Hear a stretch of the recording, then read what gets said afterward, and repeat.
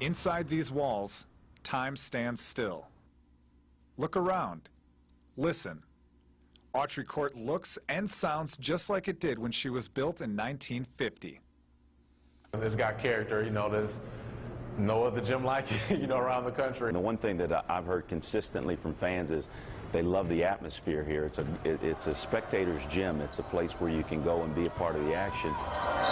Unfortunately, Autry's charm goes hand in hand with the creaks and leaks of an outdated facility. We don't have the amenities that a lot of the other facilities around the country and around the state of Texas have to offer just yet, but we're looking forward to those changes coming real soon. A $7 million gift from Coach Wilson's backcourt teammate Bobby Tudor and his wife Phoebe spearheads a $23 million facelift, which is set to begin in July. When complete, the basketball team won't have to walk to the football stadium to use the weight room, and the infamous blue curtain will become a part of school lore. Sometimes the badminton games or the intramural games, they play on the curtain court, get as intense as our practice. And, the curtain is real. You know, it's not a wall by any means. So we can definitely hear, they'll be back there playing and we'll be playing and coach might be talking and then we hear, oh, like somebody gets a breakaway dunk and we all, like, oh, it's just the curtain court gang or whatever we like to call them.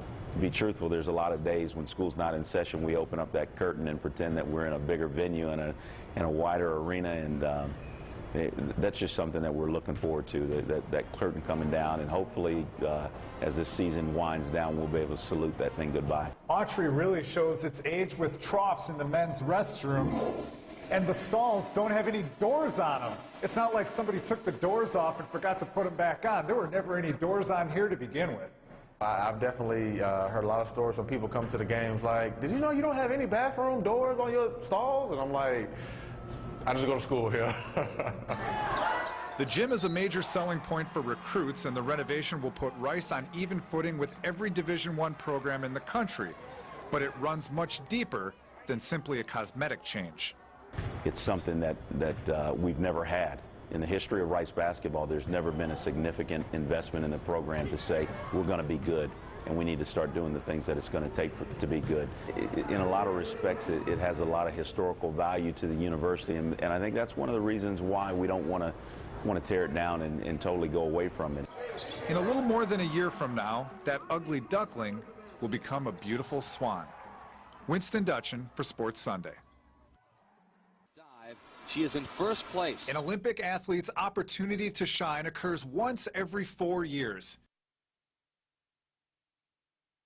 Houston native Laura Wilkinson struck gold from the 10-meter platform in 2000, changing her life forever. The Athens Games, however, weren't nearly as memorable.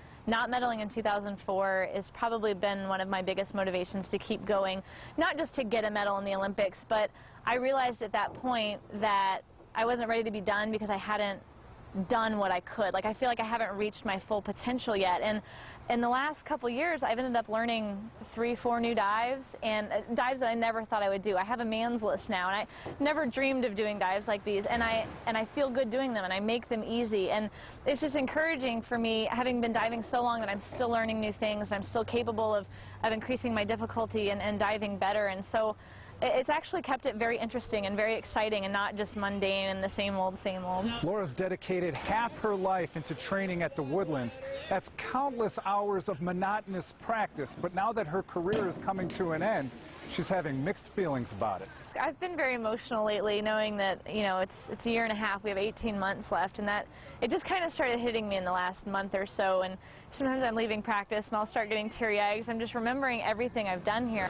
Yeah, there's definitely the hard days, when you're tired, when you're sore, when you're kind of bored of the usual routine, but, those are the days that you have to start thinking about, okay, why am I doing this? And you've got to remember your passion for the sport and you love it, and you've got this big meet coming up, and that's exciting, and also having that kind of, I know the end is near. I mean, I even like the bad days now, I'm like, I'm only going to have so many more bad days, so it's really been good for me because it makes every day special, and I feel like even on the hard days, I come in with more motivation than I used to.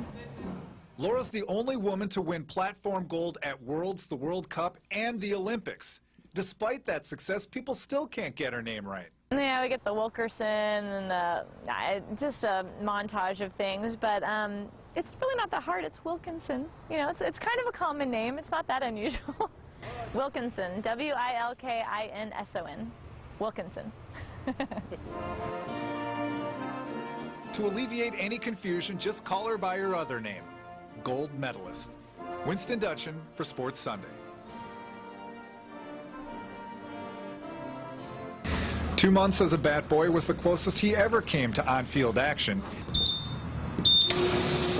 Yet Steve Perry remains one of the longest tenured members of the Astros organization, serving as visiting clubhouse manager for the last 29 years. Do you remember what the number was, Charlie? From the second a truck pulls into town until the moment it leaves. I'm here usually at 9:30 in the morning for a 7 o'clock game, and I usually don't leave till usually 2 in the morning. Recipient location security delay. Ironically, his daily effort and longevity isn't what distinguishes him from his peers.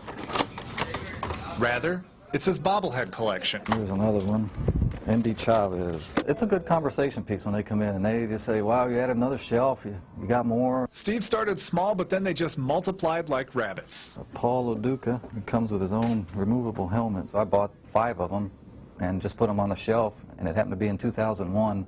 And that's the year that most of the teams started having bobblehead giveaways in their stadium. Well, after I had them on my shelf, most of the teams would come in and see them, and then they'd just start sending them to me. Rows and rows of bobbleheads, some even autographed. Baseball players, both past and present, football, basketball, hockey, and mascots. Hey, there's even a sausage wing. It does surprise me a little that I have this many, and people I don't even know send them to me because they've heard about that I have a collection and want to add one to the collection. Hey, just like baseball, I'm hoping Steve's open for a trade, so I'm going to offer up my Curtis Murphy bobblehead as well as my Bucky Badger bobblehead in exchange for this Robin Yount one. Do we have a deal? No deal. I'm sorry, I can't. Hey, that's the only one I have. What's that over there? What's over there? Since the collection is at 350 and growing, I figured Steve wouldn't miss one. I still have to add some more shelves in the back of me here. I've got to add about 4 more on that wall, and then on this other wall here, I'm going to add another shelf. So I've got another room for another probably 200. Steve will never hear the same cheers the players do. Uh-oh, this glove came. This one I'll have to fix. Then again, a nod of approval is all he needs. Winston Dutchin for Sports Sunday. Little League players and parents throughout the state are jumping on the tomball bandwagon. But 2-year-old Calder Hodge has been there from the beginning. He just loves watching us play baseball, and we love for him to be there. He pretty much knows every Little Leaguer at our ball field in tomball. I mean, he is just, he knows their names. When they come up to hit, he just tell them, get a hit. All those kids love him.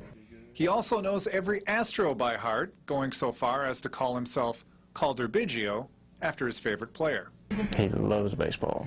Calder was born with limb deficiencies in both his legs and feet. An ailment, however, that couldn't stop him from playing the game he loves with the team he loves most. They could easily walk by him and ignore him. Hey, Dad, you doing anything with my glove? He's not related to them. And they have all taken him in, taken him under his wing, and loved him, and I am very proud of all of them. Last Monday, Calder had both legs amputated from just above the knees, and the tomball players dedicated their season to him. It was just an opportunity to adopt Calder as a good cause and a good reason, and so they've embraced it and they've played hard. The tomball players dreamed of one day winning the state championship, and when they did, they gave the game ball to Calder, who keeps it by his side wherever he goes. That's just awesome. I almost started crying. Ed called me and he told me that they had won. And I think he was also in tears, and he told me that they had given him the ball because he means so much to all those kids out there. Calder will be fitted with prosthetic legs very soon, and you can bet he'll be on the T-ball field shortly thereafter. And we're not going to be able to keep him in his position at all because he's going to be running all over. And it's going to be pretty cool. Until that day comes, Calder will continue to play a role in tomball's magical ride. It's just amazing how Calder can inspire somebody to be the best, and hopefully that's helping them become better people. 1, 2, 3, tomball! Tomball doesn't have to make it to Williamsport to be considered winners or heroes in the eyes of one little boy. Winston Dutchin for Sports Sunday.